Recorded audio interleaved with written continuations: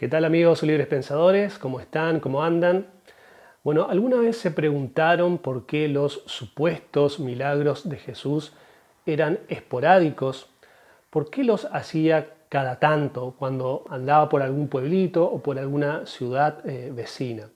¿Acaso no había gente para que sea curada?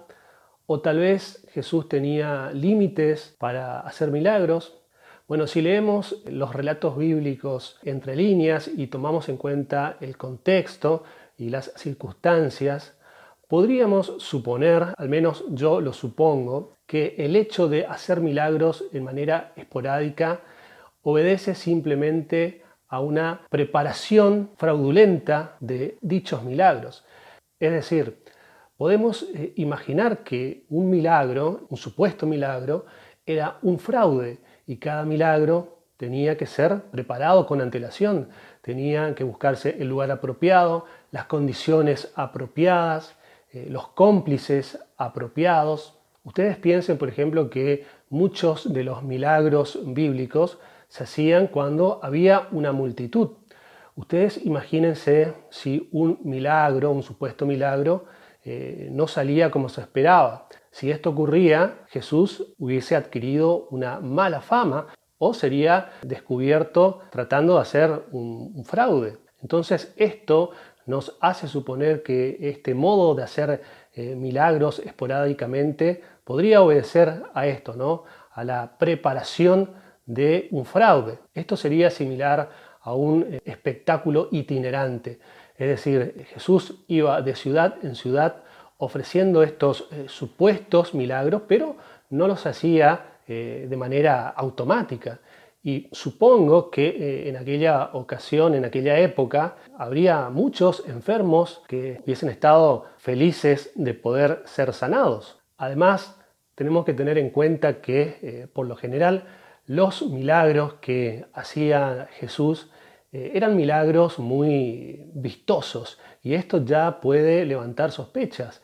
Por ejemplo, la sanación de un muchacho endemoniado, que obviamente a la vista era algo muy ruidoso, entonces eso atraía a la gente y de repente este muchacho era sanado delante de una multitud.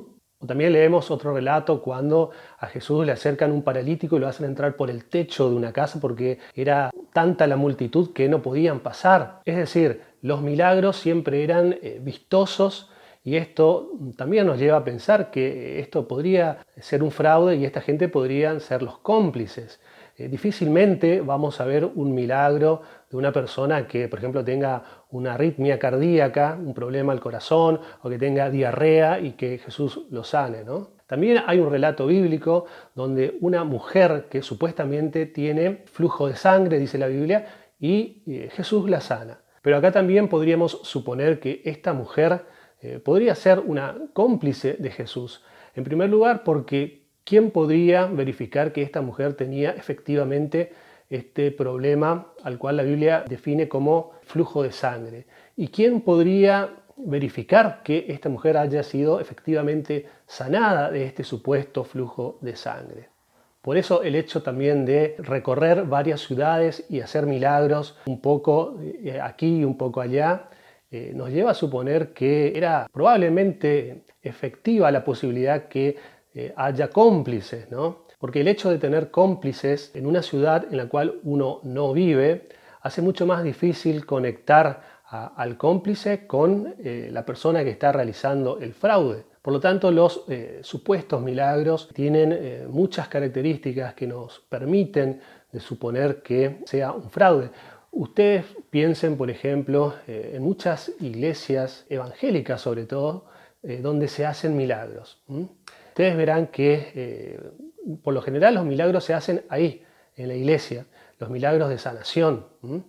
Bueno, esto obviamente que para una persona que está dentro de la iglesia, que está hipnotizada con el ambiente religioso, es muy difícil ver, percatarse que está delante de un fraude.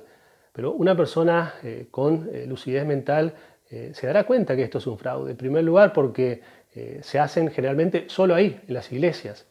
porque no vamos a ver un pastor ir a un hospital y sanar a todos los enfermos. Esto no ocurre.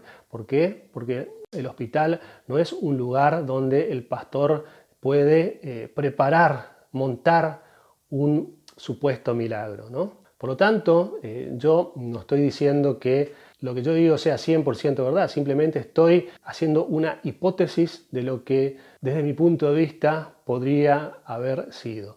Desde mi punto de vista, repito, los milagros eran fraudes que se preparaban con la antelación y esto es lo que permitía a quien hacía el fraude de adquirir fama y poder político y religioso. Nos vemos, muchas gracias.